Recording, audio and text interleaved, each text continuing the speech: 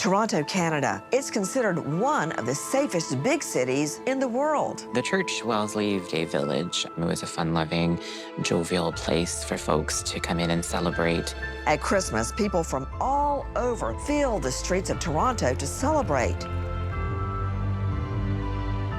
But in 2010, an unknown terror begins to prey on the city's gay community. A series of disappearances started happening at the center, the gay village. I'm like, what the hell is going on? There has to be a serial killer.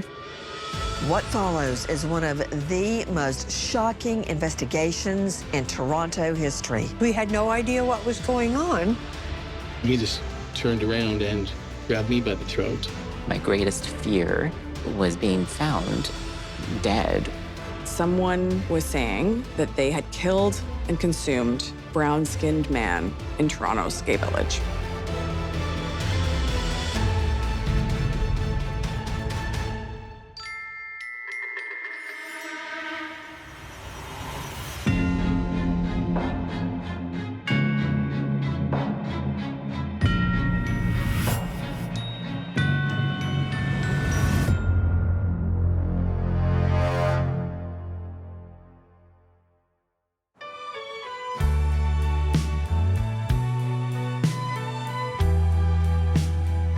Hello, I'm Nancy Grace.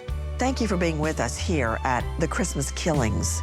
Christmas is the most wonderful time of the year, especially in Canada's largest city of Toronto. It's Christmas time in the city. The climate usually delivers on the promise of a blanket of snow for Christmas. The CN Tower lights up in red and green. Even Santa himself appears in shopping malls to greet people from all around the world. Christmas comes but once a year. Oh, It's a time of love, of generosity, of giving. And people in Toronto truly come out to help the less fortunate. Karen Fraser is one of them. She's a philanthropist who embodies the meaning of Christmas by running charities and helping others less fortunate than herself. For Christmas, we help homeless people, and so we often spend Christmas in a shelter or helping kids in a shelter. We have put 230,000 blankets and sleeping bags, mainly on the Toronto streets. So that made Christmas much better for us. 2005, Karen Fraser spreads Christmas cheer when she produces a Christmas podcast that features a department store Santa. How did you end up being Santa this year? Well, it was through a friend that I used to work with. And said, what are you doing the month of November, December? I said, well, I'm free. And he said, well, how would you like to be Santa? And I thought, well, that sounds interesting. What did they ask you at this Santa interview? Well, they prepare you for how you would answer questions that might be difficult. Like? Kids would ask like they would want their parents back together again for Christmas. Oh, and what does Santa say on that matter? Well, I'm in the toy business and... Oh, in that toy business. Move along. Karen Fraser's guest on that podcast is a man named Bruce McArthur. Bruce was a man who had made a lot of big life decisions, difficult ones. He moved from the country to the city. He never said to me that he was gay. It just was. Someone had outed him to his wife, and that's what ended his marriage. So that must have been very uncomfortable. But, you know, the two of them worked it out in quite a friendly way. No one realizes that being a gay man in Toronto would become so dangerous starting in late 2010. The city welcomes people of diverse sexual orientations. Haran Vijunathan is one of them. I was living in Mississauga, which was just outside of Toronto. But I would come down to visit friends and go for coffee or dinner or go out in the evenings just to come down and just to be with people who were like me, who looked like me in terms of my race, but also people who shared my sexual orientation. and it was just nice to celebrate and get together. There was a sense of security there because people knew you. But the feeling of community and acceptance in Toronto's gay village around 2010 started to shift a little bit. That was when a series of disappearances started happening, all of them happening at the center of the gay village. 4 days after Christmas, December 29, 2010, Abdulbazir Faizi doesn't come home from work. Faizi's a 42-year-old Iranian-Canadian husband, a beloved father of 2 children. Abdulbazir Faizi worked at a printing factory. He had told his wife that he was going out to meet friends. What his wife doesn't know is her husband has hookups with men. So after work, he heads to the gay village. As you can imagine, his wife wouldn't have even known where to start looking for him, but she did file a missing persons report when he didn't come home. Not long after Faizi went missing, police found his car on January 4th, just a few days after New Year's. Faizi's car is parked about a 7-minute drive north of Church and Wellesley Streets, the heart of the gay village. And it was locked. There was no sign of anything that had gone awry. For police, Faizi's disappearance was a complete mystery. They didn't really know where to begin. At first, police also do not connect Faizi's disappearance to another one in the same area. So 4 months before Faizi's disappearance, another man had gone missing. Skandinaviratnam was really well known in the gay village. He was incredibly outgoing, he was smart, and the last place that he was seen was leaving Zippers, which is one of the most famous bars in the gay village. It was his friends who reported him missing. Navaratnam, originally from Sri Lanka. He's working as a teaching assistant at University of Toronto. He has no family in Canada, but he has lots of friends. And they make sure missing person posters are visible throughout the gay village. I remember walking to the grocery store that existed on Church Street and then checking out the posters, like, oh, there's a brown person, what's happening there? It was more the picture that I really remember, and his ethnicity came out in the picture, and then I read his name and I'm like, oh, a Tamil man. That's interesting. And I remember having a brief conversation about the missing persons poster, and again, I wasn't living in the village at the time. However, I trusted the system, and because it was an official poster, my hope was something was being done about it. So after Faizi goes missing, that makes 2 people missing in the village, Skandinaviratnam and Abdulbazir Faizi. And for police, it's challenging because these posters are going up in the village, 2 men have gone missing, and they don't have any leads.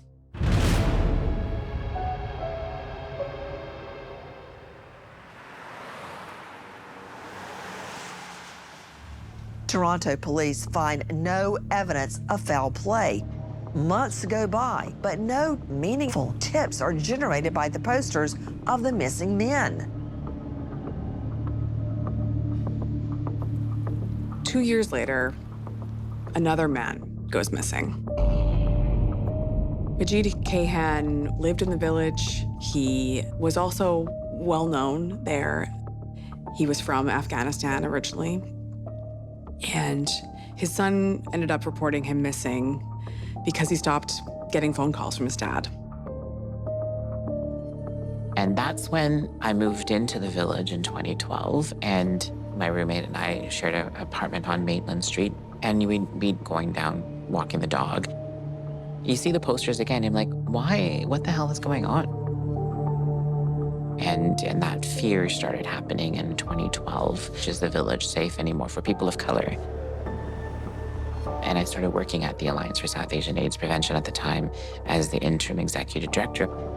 We started getting questions because those 3 individuals were, brown men. In particular, the brown men community were quite concerned.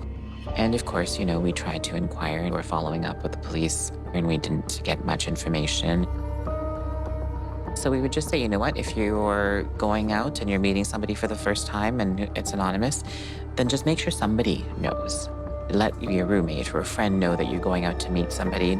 People need to know where you're going. So at this point, these disappearances are being investigated separately. They are picking up on the fact that the men had each frequented places in the village, but they're not necessarily putting together these disappearances.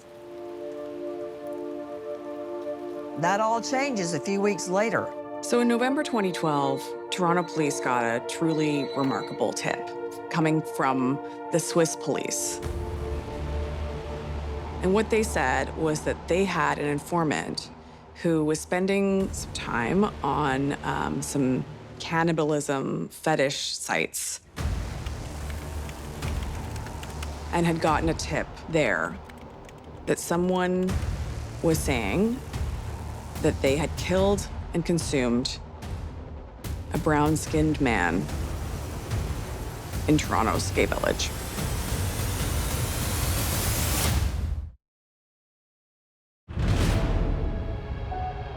Toronto, Canada, 2011, Christmas right around the corner. People who live in Toronto love the holidays. Karen Fraser doing outreach at a homeless shelter downtown. Her friend, Bruce McArthur, starting his annual gig as Santa, starring in a local mall. I have some of the same kids will come back every weekend to see me. That's fabulous. Yes. So you're a big hit. Yeah, I never expected to enjoy it as much as I have. Yeah. It has been so much fun.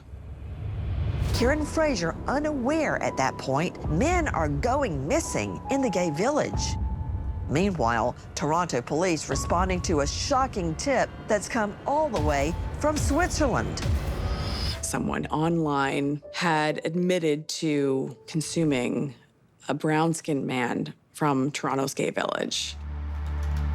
The name of the online community was Zambian Meat, and the alias of the person claiming to have killed someone in Toronto was Chefmate 50.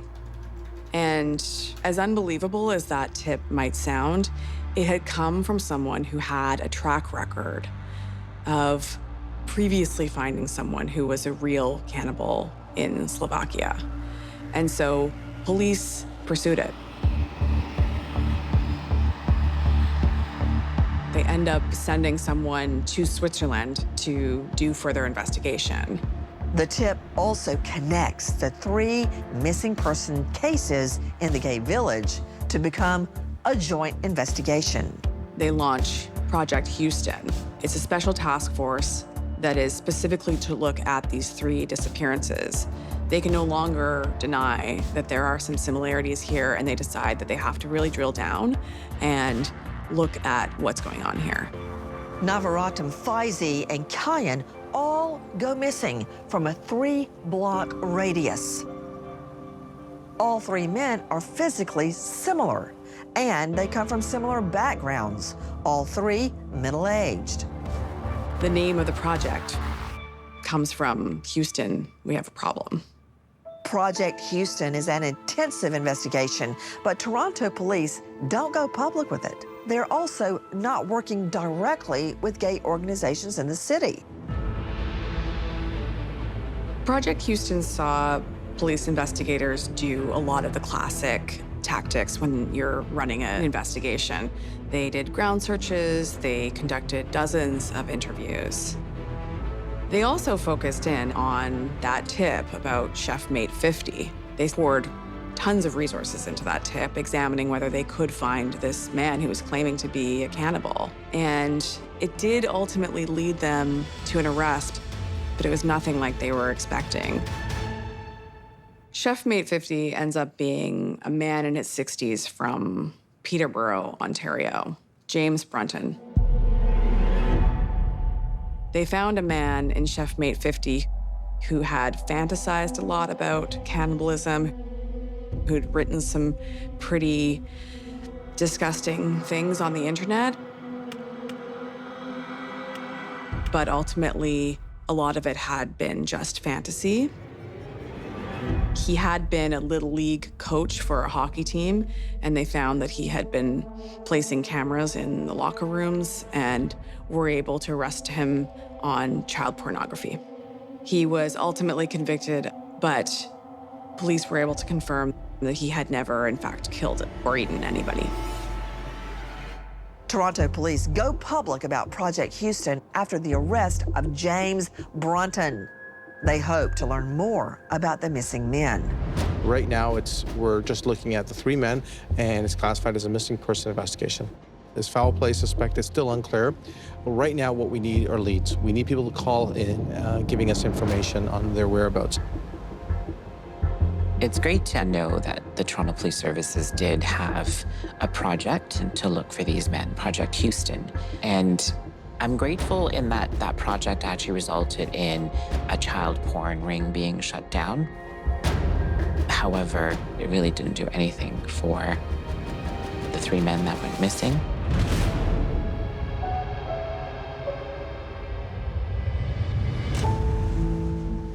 You know, the chatter in the community was one of fear of their own perceptions of what's happening, like a serial killer. And there were some pretty racist things that were being said as well in the community.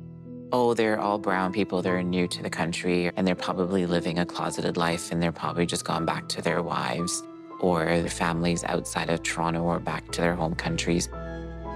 And I didn't, unfortunately, take the time to learn about them, and that's something that I regret. That's one of those regrets, is that I didn't do anything at that time.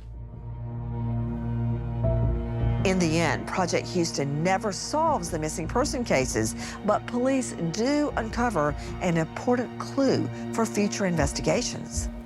So as police are continuing their investigation into Project Houston, they find a link between Skanda Navaratnam and Abdul Bazir Faizi.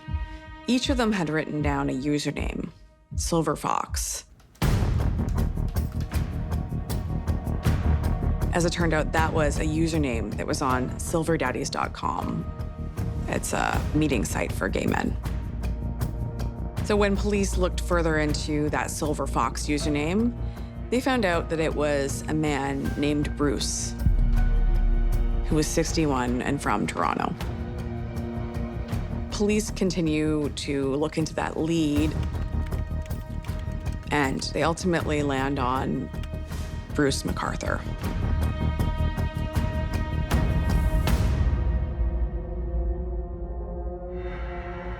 Bruce McArthur, the shopping mall Santa, agrees to meet with Toronto police for an interview. McArthur, also gay, is a member of the Church Street community. What he told them was that, yes, he was Silver Fox, and he admitted to knowing Skanda Navaratnam and Abdul Bazir Faizi. He also provided an important new piece of information, which was that he knew Majid Kahan, the 3rd missing man from the gay village. He said that he had employed him as a landscaper, although he didn't end up being the hardest worker. In that sense, police had Bruce McArthur tied to all 3 of the missing men who were the subject of Project Houston. But McArthur came across as quite helpful. He wanted to assist them, and he seemed like someone who didn't have anything to hide. They didn't make him a suspect or even a person of interest.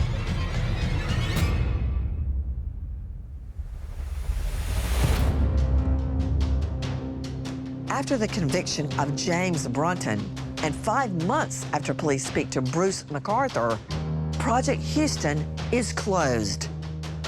They ultimately ran out of steam. They didn't have any other evidence, and they also didn't have any definitive proof that these 3 men were dead. They were missing, and they closed the case. When Houston closed in 2014, most of the posters of Skanda, Abdul Bazir, and Majid came down in most institutions. After Project Houston closes, There's no closure in the village. There's just sort of like a lingering unease about where these men had gone and not having any answers. And it stayed around for years until other disappearances start being discovered.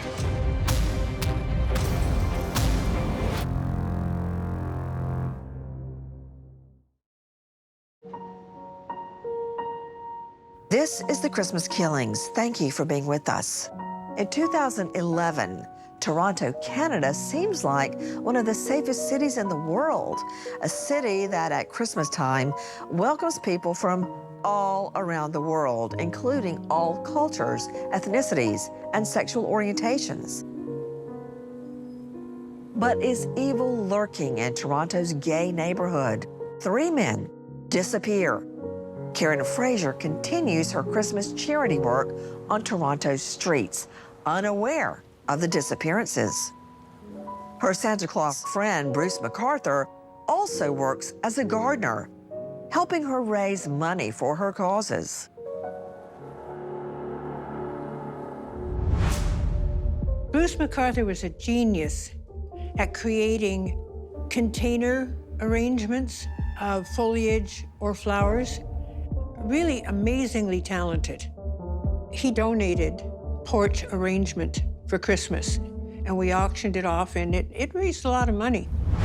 Bruce McArthur also takes care of Karen Fraser's garden.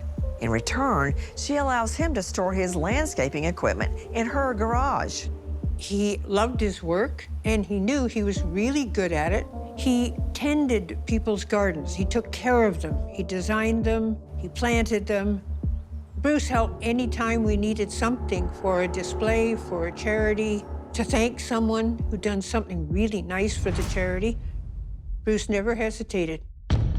Karen Fraser's charity work regularly brings her to Toronto's gay village. But unfortunately, she is still unaware of disappearances happening right under her nose. Ron and I were oblivious to it. We had satellite TV, and we saw a lot more American news. We didn't see Canadian. Between 2015 and 2016, 3 more men disappear. Sarush Mahmoudi, a 50-year-old Iranian Canadian, lives in the Toronto suburb of Scarborough with his wife and stepson. They report him missing August 22, 2015. 2 more men are not reported missing. Krishna Kumar Kanagaratham is a 37-year-old man from Sri Lanka. He makes a dangerous journey to Canada as he runs from persecution in his home country. His refugee claim is denied by Canada early 2016. His family in Sri Lanka stops hearing from him in January. They assume he's gone into hiding. 3 months later, 42-year-old Dean Lisowick checks into a Toronto homeless shelter for the last time. A familiar and friendly face in the village, Lisowick often seen panhandling on the corner of Church and Wellesley. Locals take notice when they stop seeing him, but police are never notified. When Salim Asim disappears the following Easter, another poster goes up. He's from Turkey and moves to Toronto to marry his boyfriend. Their relationship did not last, but they were still in touch at the time of Salim's disappearance. And his ex was actually the one who ended up reporting Salim missing to police. And again, the community still had that level of fear as Salim's poster went up. 2 months later, the level of fear in Toronto's gay community skyrockets. In June of 2017, right as Toronto's Pride Festival is going on, the preeminent event in the LGBTQ community, Andrew Kinsman goes missing. He is a pillar of the gay community in the city. Andrew was someone that I knew. He worked for the Toronto People with AIDS Foundation. He was heavily involved in community at that time, so we were at meetings together. He was someone who looked very intimidating. He's this 6'2" broad white guy with his beard and his combat boots on, but a gentle giant is what he was, and everyone will describe him as that. Once he gets to know you, he's the most gentlest person that you will ever meet. Andrew Kinsman is not an immigrant. He's well known for his work in the community. And unlike the missing men before him, the response to his disappearance is quick and loud. He goes missing after Pride, and his friends had reported him missing. And then there was a huge campaign by the community, his friends and family, coming together to do searches for him and raise the awareness of this man going missing within our community. I'm very concerned. It's been a week. This is not characteristic of Andrew's behavior at all. He's a generous, kind person, and he would not leave all of us hanging like this. He would let us know. And they're also putting significant pressure on police. And the police are prompted to take this disappearance very seriously, and the disappearance of Salim Hassan that had happened just a few months before Andrew Kinsman. And from that pressure came the formation of a new special project that Toronto Police called Project Prism.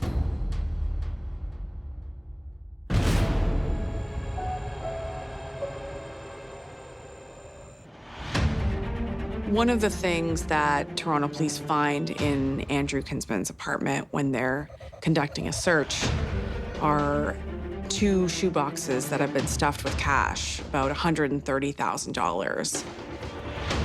And you can imagine that that's quite a strong sign that he hadn't left by choice. Inside Andrew Kinsman's apartment, police ultimately home in on a really important detail. They see a calendar on Kinsman's fridge, and they note that on the day that he disappeared, he had an appointment. At around 2 o'clock, he was supposed to meet a man named Bruce. Investigators check all security cameras in the area of Andrew Kinsman's apartment on the afternoon of June 26. So what they saw in that surveillance footage was a man who fit the description of Andrew Kinsman, tall and wearing clothes that Andrew had been wearing that day, getting into the van, a red Dodge Caravan. Police couldn't tell exactly what year it had been made, but they take a still image of the van to a dealership. They learned that it was a Dodge Caravan from 2004. They take that information and they see how many 2004 Dodge Caravans are licensed in the province. And they learn that there are 6,000, which is a long list. But when one of the detectives on the case searches the name that had been on Kinsman's calendar, Bruce, they end up finding 5 owners. Of those 5 Bruces, there's only one that has a criminal history, and it's Bruce McArthur. Back in 2016, there had been an incident that had been reported to police by a man who said that a man named Bruce had assaulted him in a red van. He'd gotten away, but he really truly believed he was fighting for his life. Bruce had, that same night, walked into a police station saying that he wanted to explain his side of the story. He was arrested for assault. So, sir, if you would like to provide us with your account of what occurred earlier this evening. Well, we talked about going for dinner, and he said he needed to take a shower, so I said I'd meet him at the Tim Hortons at Finch and Bathurst. He had explained, yes, we were hooking up. Yes, this happened, but I thought that he wanted it rough. And I thought, okay, he likes it rough. So I put my hand to his throat, and just for a few seconds, because before that, he's very strong. He just completely turned around and grabbed me by the throat. We had had sex, numerous times, and I had a problem. Sure. Yeah. Okay. And as a result of that information, Bruce McArthur was let go again. Time that I have is 10:28. Complete the interview here.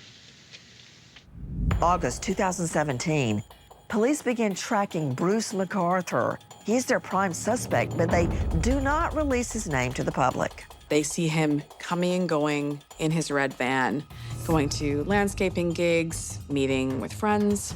What used to happen on some days, if I wasn't busy, I would go out and help unload the van or load it up, depending on what stage they were at. I met quite a few of the men who either worked with Bruce or were his guests. I wasn't clear on who was an employee and who was a guest visiting who just wanted to see what Bruce did for a living. He traveled a lot in the Middle East, and maybe being a landscaper is sort of an unusual job in their country, so they were just coming along to watch, I thought. And then all of a sudden, police notice that he's got a new van. And the red van that was such an important piece of evidence for them was missing. Frankly, they don't really have any other leads. So they end up having this meeting where one of the lead investigators says, we need to go out and find that van right now.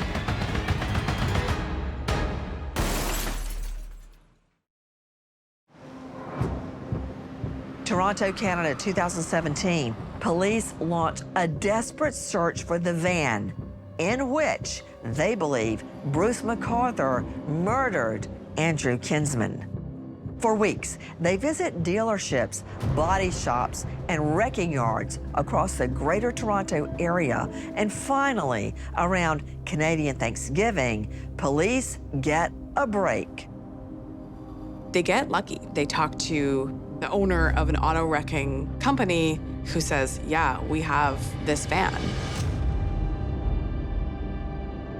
They are very fortunate that it hasn't been crushed, that it hasn't been stripped of any of its parts.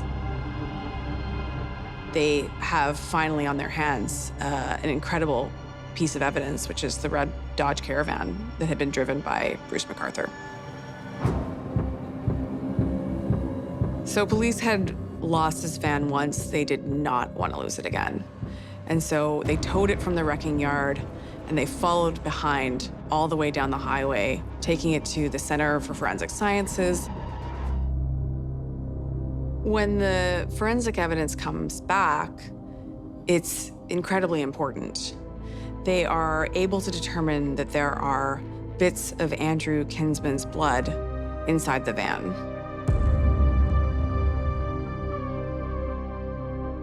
But it's not so simple because the amount of blood was not significant, and police knew that in the hands of the right criminal defense lawyer, they would be able to explain away why Andrew Kinsman's blood was in the van. They need more physical evidence to prove that he had, in fact, murdered him. And so police, they apply to a judge to do something quite invasive. Police get permission through a warrant to be able to go into Bruce McArthur's apartment secretly, covertly, and search and see if they can find any physical proof. It's December, and Bruce is still working, but there's a blanket of snow on the ground, and his schedule is suddenly unpredictable. They're following him, and they believe that he will be out for some time, and so the decision is made to go into the apartment. He was taking a client out for her birthday. He picked up a lot of his wealthy clients, quite elderly women, a lot of them. As he said, I'm their beast of burden. They just keep handing presents to me. He drove them around town. He gave them wonderful Christmas presents. They're searching his bedroom. and they are focusing in on his computer, and they start doing something called cloning, which is essentially making a copy of his hard drive and taking its contents to be able to search through them later.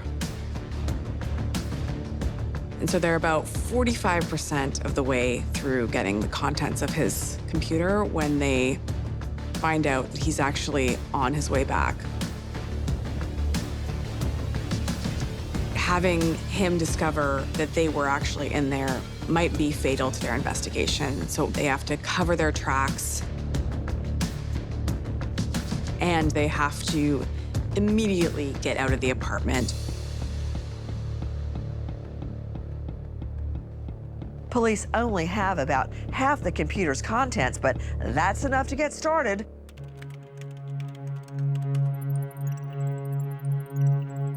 Soon enough, they find pictures of Andrew Kinsman and of Scandinavaratnam.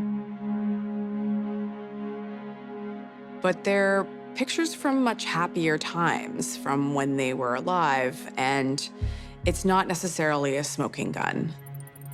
So they continue scouring through the contents of this computer for weeks.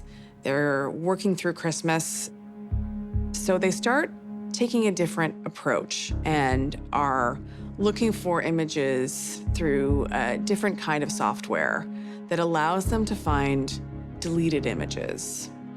And that breaks the investigation wide open. What they end up finding is devastating. They find a photo of Salim Essen. He is in Bruce McArthur's apartment on his bed. He is deceased. This is the first time that Toronto police have direct evidence that Salim Essen is dead and that Bruce McArthur is involved.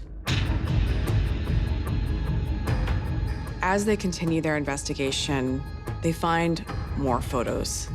The next one they find is of Andrew Kinsman. The dead victims are dressed in a fur coat, and they're posed in humiliating positions. The photos have never been publicly released for fear of re-traumatizing the victims' families. They are a chilling discovery for police who recognize them as a serial killer's trophies. They know that they have to arrest him as soon as possible. So they have a frantic meeting where they talk about the logistics of how they're going to arrest him and ensure that they secure all of the evidence possible. They decide they'll need a couple of days. And in the meantime, what is absolutely critical is that they do not allow Bruce McArthur to be alone with anybody. They have to have him under constant surveillance. On the morning of January 18, just one day before police plan to arrest Bruce McArthur, a complication. Their surveillance team picks up on Bruce McArthur getting in his van with another man.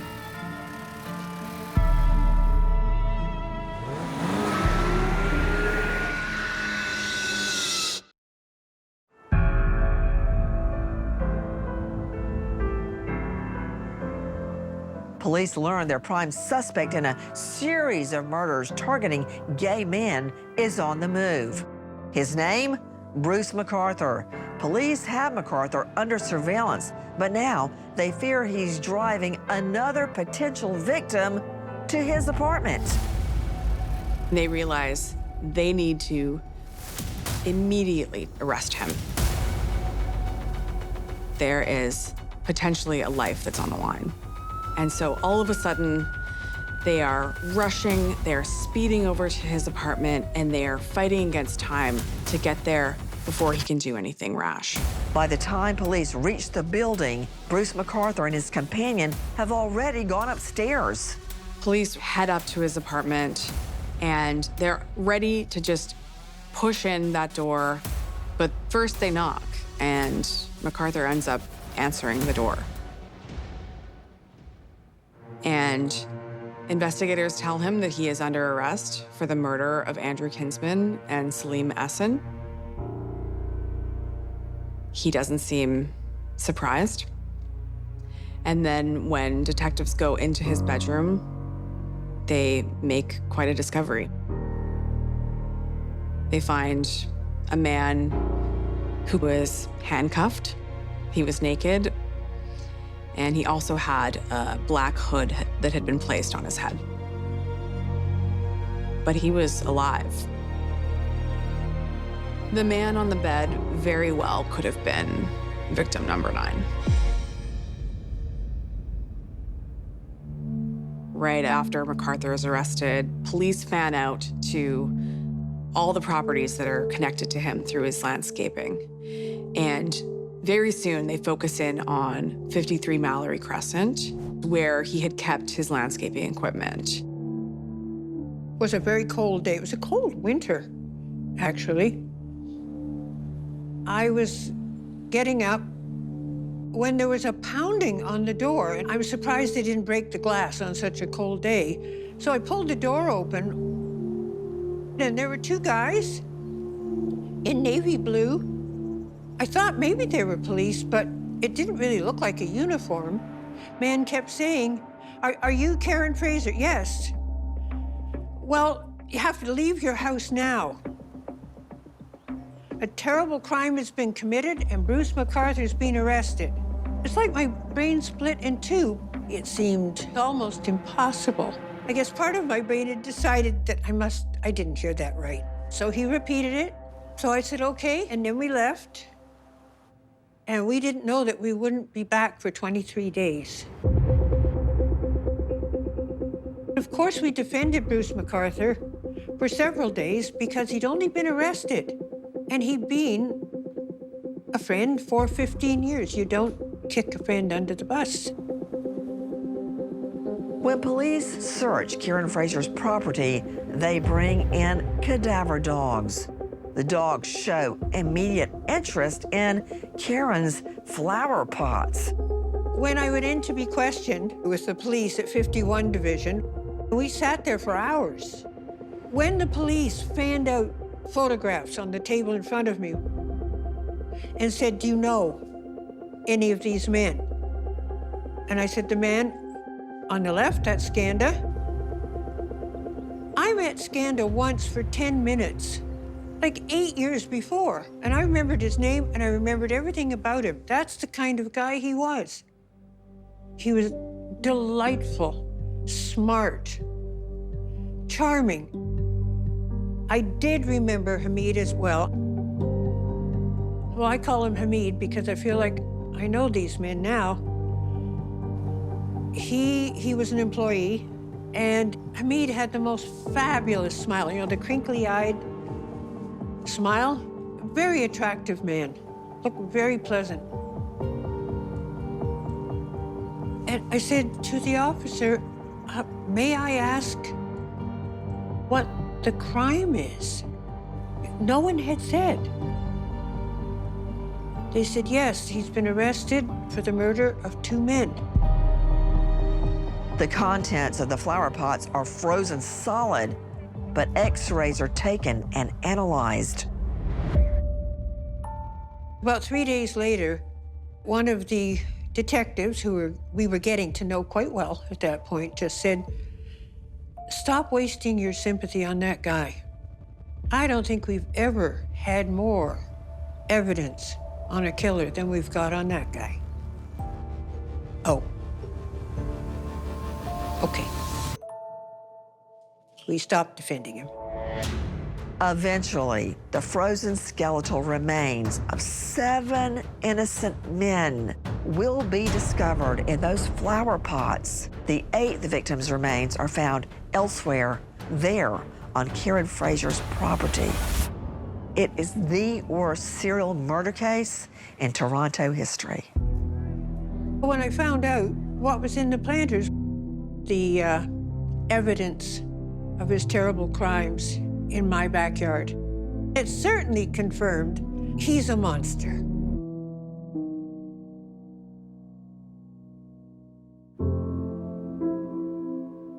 When the news broke around how these individuals were found and where they were found, cut up and planted in pots, people were just disgusted, people were angry, people were just sad, that someone could be so cruel and inhumane. In speaking with the families, they were angry at McArthur. They just didn't understand why he did what he did. But they were more angry at the system for letting this happen to their families. Like, how did the system let this happen to my child or my brother? And then when you hear family members say things like, I wonder if he felt anything. What do you say to that?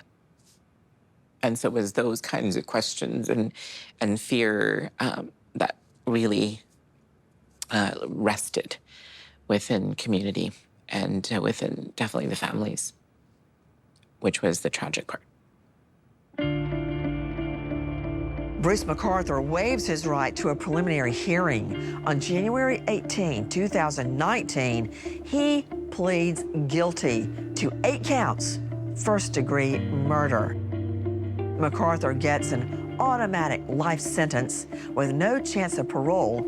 This is Canada's longest sentence.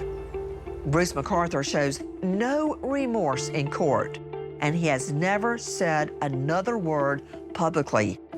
As for Karen Fraser, despite the evil McArthur showed the world, she remains positive. She and her husband continue their Christmas volunteer work. Oddly, it hasn't changed us at all. It just confirmed. Most people are wonderful. We had people from across the country who sent us cards. Some of them shared scary times that they had been through, that they felt that they could really empathize with us. It just confirmed that you have to keep going.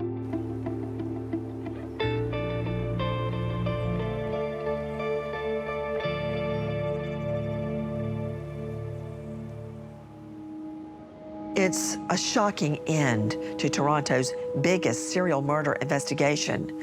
A group of men who are among the city's most vulnerable meet tragic fates at the hand of a monster. I'm Nancy Grace. Thank you for being with us here on the Christmas Killings.